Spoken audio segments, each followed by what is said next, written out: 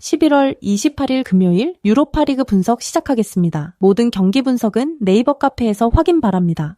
이 경기는 AS 로마의 점유율 기반 경기 운영과 미트윌란의 장거리 원정 피로 그리고 중원 에너지 격차가 그대로 드러날 수 있는 매치업이다. AS 로마는 103를 넓게 벌려두고 코네와 펠레그리니를 거치는 빌드업을 통해 후방에서부터 안정적으로 공을 풀어내며 자연스럽게 점유율을 끌어올릴 가능성이 크다. 퍼거슨은 수비 라인 앞뒤를 오가며 압박과 영해를 병행하고 펠레그리니는 하프 스페이스에서 공을 받아 전진 패스와 슈팅 선택지를 동시에 가지며 박스 앞에서 결정적인 액션을 만들어낼 수 있다. 코네는 중원에서 공을 탈취한 뒤 곧바로 전진 드리블이나 전진 패스로 템포를 끌어올려 수비 라인이 정비되기 전에 박스 근처까지 볼을 운반해주는 역할을 수행할 것이다. 미트윌란은 프랑콜리누의 뒷공간 침투와 브루마도 주니어의 포스트 플레이를 활용해 빠른 역습 한두 번으로 경기를 뒤집을 장면을 노리겠지만 장거리 비행에 따른 피로 누적으로 인해 전방 압박 강도를 꾸준히 유지하기는 쉽지 않다. 그래서 시간이 지날수록 중원에서 공을 쫓아다니는 시간이 길어지며 빌링이 커버해야 하는 구역이 넓어지고 새로 강력이 벌어지는 구간이 발생할 가능성이 크다.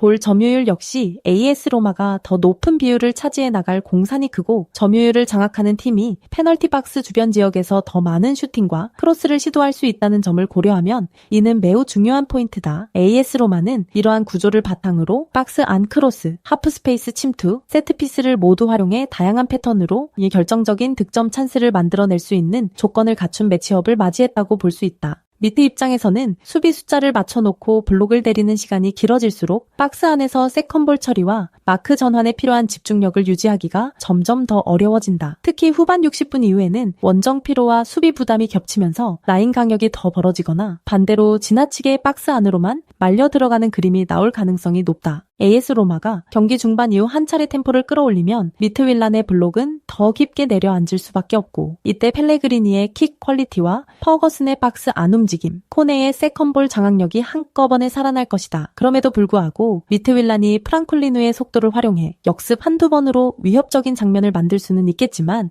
전체적인 점유율과 박스 진입 횟수, 슈팅 수까지 감안하면 기대값의 방향은 AS 로마 쪽으로 보다 분명하게 기울어져 있다. 결국 장거리 원정 피로와 점유율 격차, 중원 에너지에서의 차이를 바탕으로 AS 로마가 홈에서 흐름을 장악하고 스코어까지 끌고 갈 가능성이 높은 승부로 보는 편이 합리적이다. 이 경기는 FC 포르투의 공격적인 4-3-3과 니스의 3-4-3, 전환축이 정면으로 부딪히는 매치업으로 어느 쪽이 하프 스페이스를 더 효율적으로 활용하느냐가 핵심 포인트다. FC 포르투는 양쪽 윙포워드와 풀백이 상대 진영 깊숙한 지역까지 공격 가담에 올라가면서 클래식한 형태로 페널티 박스 측면 하프 스페이스를 침투해 들어가는 패턴을 전면에 내세우고 있다. 사인즈가 안쪽으로 좁혀 들어와 하프 스페이스에서 볼을 받으면 풀백은 바깥쪽을 크게 돌고 오모로디오는 니어 포스트를 파고드는 식으로 3명이 동시에 다른 움직임을 가져가 수비 라인을 흔드는 그림이 자주 그려진다. 여기에 베이가 2선에서 타이밍을 맞춰 전진해 박스 바깥에서 세컨 찬스를 준비하고 있기 때문에 상대가 한 번 막아내더라도 곧바로 두 번째 슈팅 상황이 이어질 확률이 높다. 반면 니스는 3-4-3에서 윙백의 전진과 모피의 침투로 역습 위협을 만들 수 있지만 윙백이 전진한 타이밍에 측면과 하프 스페이스를 동시에 내주는 리스크가 존재해 포르투의 구조와 맞물렸을 때 더 크게 노출될 수 있다. 포르투가 중원에서 압박 강도를 끌어올려 탈압박 타이밍을 늦춰버리면 니스의 더블 볼란치는 뒤로 물러서며 버티는 수비에 가까운 형태로 몰리게 되고 전방셋은 점점 경기에서 고립되는 양상이 반복될 가능성이 크다. 그래서 전반이 지날수록 포르투가 점유와 지역 점령에서 점점 우위를 넓혀가고 니스는 역습 몇 번에 의존하는 흐름으로 밀릴 위험이 있다. 그럼에도 불구하고 니스는 한 번 공을 잡았을 때 모피와 디옵을 향해 빠르게 연결하면 포르투 수비 라인 뒤를 때리는 장면을 만들 수 있어 홈팀 입장에서도 라인 설정과 커버 타이밍에 신경을 많이 써야 하는 경기다. 하지만 전체적인 전술 밸런스와 세컨볼 경쟁력, 측면 오버로드 완성도를 놓고 보면 포르투가 니스보다 더 많은 시간 동안 상대 진영에서 경기를 풀어갈 가능성이 높은 것은 분명하다. 특히 하프 스페이스 침투와 컷백 패턴이 반복되다 보면 니스 수비 블록은 점점 박스 안으로만 말려 들어가게 되고 박스 바깥에서 베이가 볼을 잡는 시간이 늘어날수록 슈팅 연계 모두에서 위험 수위가 올라가게 된다. 후반으로 갈수록 체력 부담이 쌓이면 니스의 윙백 왕복 속도가 떨어지고 300과 중원 사이 간격이 벌어지는 장면이 늘어나면서 포르투 쪽 찬스 빈도가 더 또렷하게 드러날 수 있다. 결국 이 경기는 FC 포르투가 공격적인 4-3-3 구조와 홈 분위기를 활용해 상대를 자기 진영에 묶어두고 하프스페이스 침투와 세컨 찬스를 바탕으로 스코어를 만들어갈 가능성이 높은 흐름으로 보는 것이 맞다.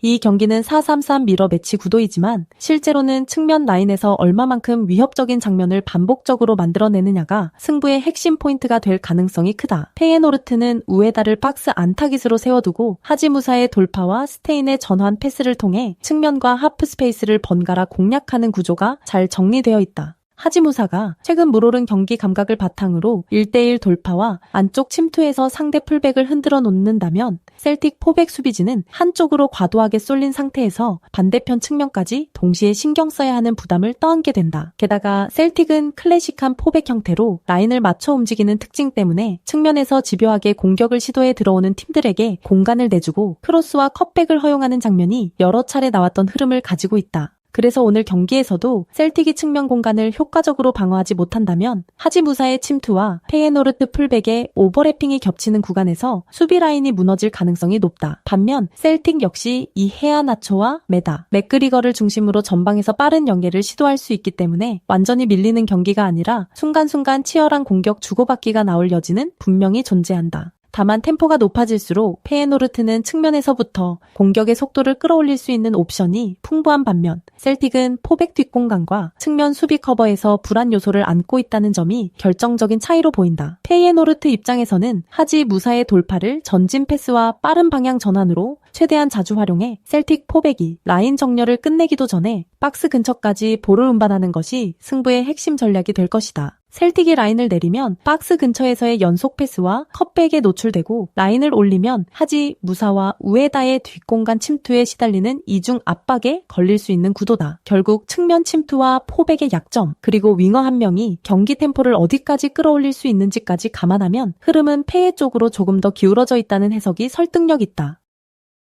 이 경기는 릴의 포켓 공간 창출 능력과 디나모 자그레브의 원정 수비 조직력이 어느 정도 버텨줄 수 있는지의 싸움으로 볼 수 있다. 릴은 4-2-3-1을 메인 전술로 활용하면서 하랄손을 중앙 미드필더 진영의 앵커맨으로 세워 공격의 스위치 역할을 맡긴다. 하랄손이 좌우로 패스를 뿌려주는 스윙 작업을 통해 상대 수비 조직을 넓히고 그 과정에서 발생하는 포켓 공간을 적극적으로 공략하는 방식이 이번 경기의 핵심 플랜이 될 가능성이 크다. 이 스윙 작업으로 인해 디나모 자그레브 수비 블록이 좌우로 흔들리면 라인 사이와 하프 스페이스에 자연스럽게 여유 공간이 생기고 그 틈을 이가마네와 펠릭스 코레야가 절묘하게 파고들며 전진 패스를 받아낼 수 있다. 이가마네는 수비와 미드필더 사이 애매한 위치에서 공을 받는 움직임에 능숙하고 한 번의 터치 이후 박스로 파고들며 슈팅까지 연결하는 패턴을 즐겨 사용한다. 펠릭스 코레이아는 측면에서 안쪽으로 침투하며 드리블로 첫 수비를 벗겨낸 뒤 컷백이나 박스 안 연결을 선택하는 유형이라 하랄손이 만들어준 포켓 공간에서 위력을 극대화할 수 있는 자원이다. 반면 디나모 자그레브는 벨료의 제공권과 류비치치의 전진 패스를 중심으로 역습에서 위협을 노릴 수 있지만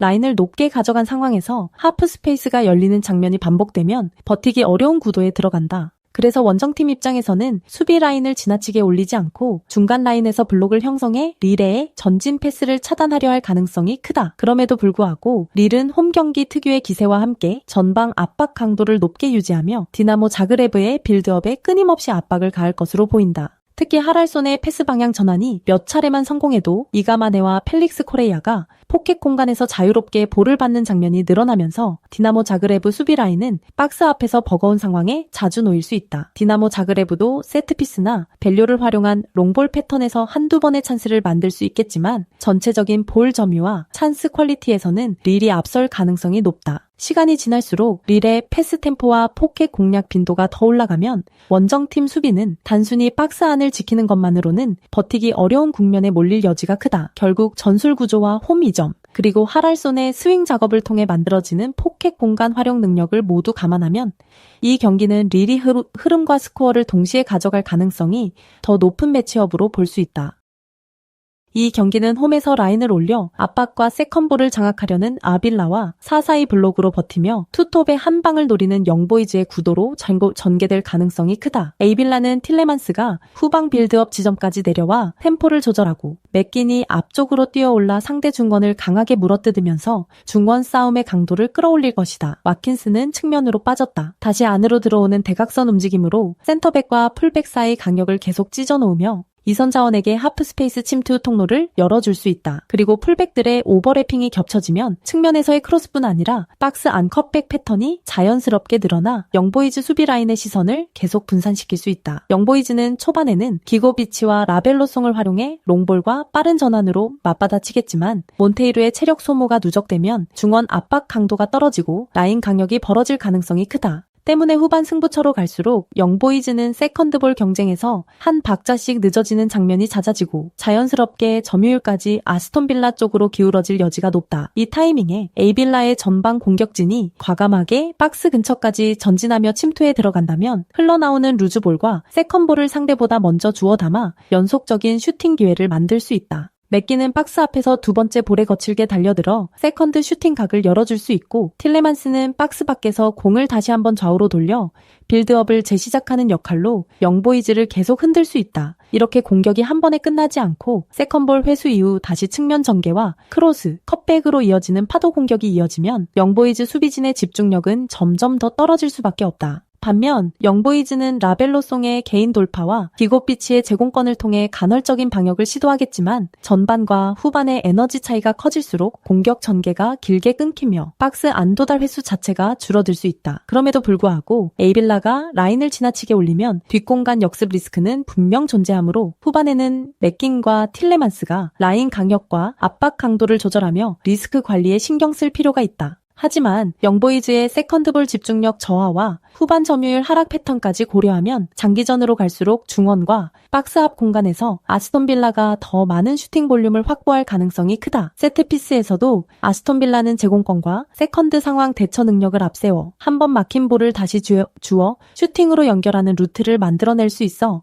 영보이즈 입장에서는 90분 내내 부담스러운 요소다. 홈 경기장의 분위기와 스쿼드 밸런스 그리고 후반 체력 분배까지 감안하면 아스톤빌라가 경기 후반 흐름을 완전히 틀어준 상태에서 마무리 골을 가져갈 시나리오가 더 현실적으로 다가온다. 전술적인 완성도와 세컨볼 경쟁력, 후반 집중력에서의 차이를 종합하면 이 매치는 아스톤이 한 박자 빠른 반응 속도로 승부의 줄을 자기 쪽으로 당길 가능성이 높은 경기다.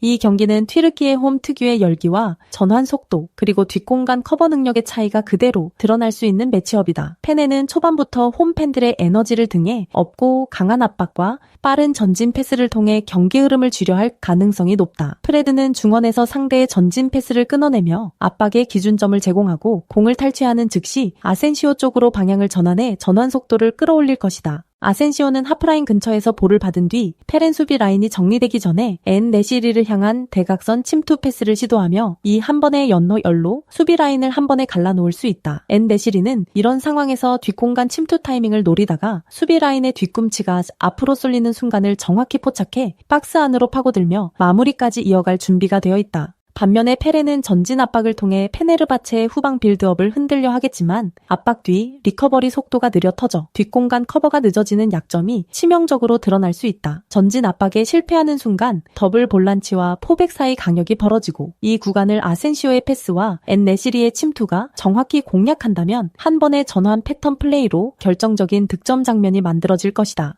또한 튀르키예 홈팬들의 거친 텃세는 페렌 선수들에게 심리적인 압박으로 작용해 볼처리 첫 터치나 마킹 전환 순간에 실수를 유발할 가능성이 크다. 그래서 페렌이 평소보다 라인을 한 칸 정도 더 내리며 조심스럽게 나설 수도 있지만 그러면 이번에는 전방 압박이 무뎌지면서 바르가의 장점을 살리기 어려워지는 딜레마에 빠질 수 있다. 결국 라인을 올리면 뒷공간이 열리고 라인을 내리면 압박이 사라지는 구조 속에서 원정팀이 두 마리 토끼를 동시에 잡기는 쉽지 않은 구도다. 페네르바체는 이 약점을 정확히 알고 있다는 듯이 공을 빼앗는 즉시 측면이 아닌 중앙과 하프 스페이스를 가르는 빠른 전진 패스를 활용해 전환 속도를 극대화할 가능성이 높다. 시간이 지날수록 체력 부담과 심리적 피로가 누적되면 페렌의 수비 집중력은 떨어지고 박스 앞 파울 유도나 세컨볼 대처에서도 미세한 타이밍 차이가 벌어질 수 있다. 반면 페네르바체는 홈에서 리드 상황을 만들 경우 프레드를 축으로 한 중원 압박과 라인 조절로 템포를 관리하면서 역습을 허용하지 않는 방향으로 운영을 전환할 여유가 있다. 그럼에도 불구하고 페렌츠바로스가 바르가를 활용한 한두 번의 역습으로 위협적인 장면을 만들 수는 있겠지만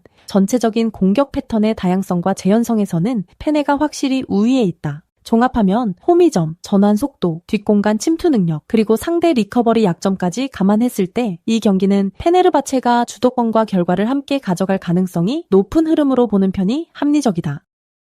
이 경기는 홈에서 전방 완성도를 끌어올린 PAOK와 장거리 원정 피로와 압박 타이밍에 불안 요소를 안고 들어오는 불안의 맞대결이라는 점에서 상성이 비교적 명확한 편이다. PAOK는 찰로프를 향해 공을 투입한 뒤 세컨볼을 콘스탄티아스가 회수하고 지브코비치가 측면에서 안쪽으로 파고드는 패턴을 통해 박스 앞에서 수적 우위를 만들어내는 구조를 반복할 것으로 보인다. 불안 입장에서는 전방 압박으로 이 빌드업을 끊어야 하지만 긴 이동거리와 일정으로 인해 하프라인 근처에서의 압박 타이밍이 일정하지 않다면 중원과 수비라인 사이 간격이 벌어지는 약점이 바로 드러날 수 있다. 북유럽에서 동유럽까지 이어지는 장거리 원정 자체가 체력적으로 부담이 되는 요소이기 때문에 전반에는 어느 정도 버티더라도 후반으로 갈수록 압박 강도와 라인 강력 관리가 느슨해질 가능성이 높다. PAOK의 키플레이어 콘스탄티아스가 이런 구간에서 타이밍을 잃고 드리블로 수비 라인을 깨준다면 불안의 수비 블록은 순식간에 흔들리며 박스 안에서 결정적인 슈팅 찬스를 내줄 수 있다. 지브코비치의 안쪽으로 파고드는 움직임과 중거리 슈팅, 그리고 찰로프의 포스트 플레이와 마무리가 연결되면 불안 센터백들은 계속해서 마킹 대상을 바꿔가며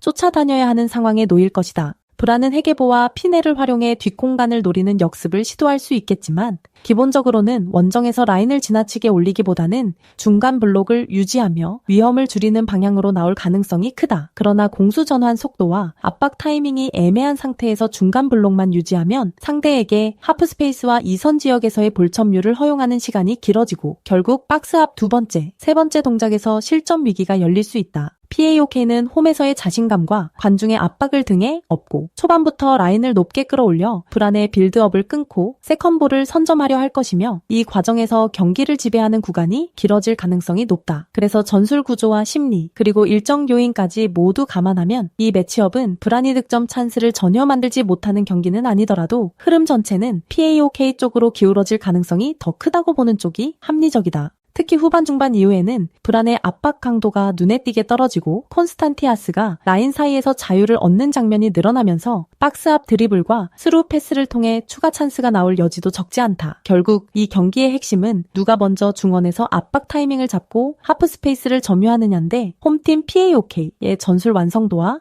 불안의 원정 피로를 고려하면 이 경기는 후반 세트피스에서 집중력이 무너지는 빅토리아 플젠과 세트피스를 확실한 득점 루트로 활용할 줄 아는 프라이부르크의 맞대결이라는 점에서 구조적으로 흐름이 한쪽으로 기울 수 있는 매치업이다. 플젠은 3-4-3의 장점을 살려 전방에서 숫자 우위를 만들고 드로신미와 비드라의 움직임을 활용해 상대 박스 안을 계속 두드리는 패턴을 가져갈 가능성이 크다. 그래서 전반에는 홈의 분위기와 함께 어느 정도 주도권을 나눠 갔거나 오히려 슈팅 수에서는 앞서는 장면도 충분히 나올 수 있다. 하지만 윙백이 높게 올라가는 구조 탓에 시간이 지날수록 수비 라인과 미드필더 라인 사이 간격이 벌어지고 이 간격을 메우기 위해 센터백이 튀어나오는 순간 측면과 하프 스페이스가 동시에 열리는 리스크가 커진다. 상대 주력 헤더 자원을 시야에서 놓치는 장면이 반복되는 팀이라 마지막 15부터 20분 구간에서 집중력 저하가 그대로 실점으로 이어질 여지가 크다. 프라이부르크는 기본적으로 라인 강역을 안정적으로 유지하고 에게슈타인이 중원에서 짧은 패스 위주의 템포 조절을 통해 경기를 자신들이 원하는 속도로 끌고 가려 할 것이다. 슈허 한트가 전방에서 끊임없이 뒷공간을 찌르며 수비를 뒤로 물리게 만들고 그리포는 측면과 하프 스페이스를 오가며 페널티 박스 주변에서 파울을 유도하거나 코너킥, 파나 프리킥 상황을 다수 만들어낼 가능성이 높다. 그리고 이 경기가 후반으로 갈수록 체력과 집중력 싸움으로 넘어가면 그리포의 세트피스킥 퀄리티와 프라이부르크 장신 센터백, 스트라이커의 타이밍 점프가 한 번만 제대로 맞아도 묵직한 헤더 득점 한 방으로 승부가 갈릴 수 있는 그림이 그려진다. 플젠 입장에서는 세트피스 수비 집중력을 유지하지 못하면 아무리 오픈 플레이에서 흐름을 잘 가져가더라도 후반 한순간의 방심으로 경기 전체를 내줄 수 있는 위험한 구도다. 프라이부르크는 굳이 무리하게 라인을 올리기보다는 안정적인 블록을 유지하면서 파울 유도와 코너킥, 사이드 프리킥을 통해 승부수를 던지는 쪽이 훨씬 효율적인 플랜이다.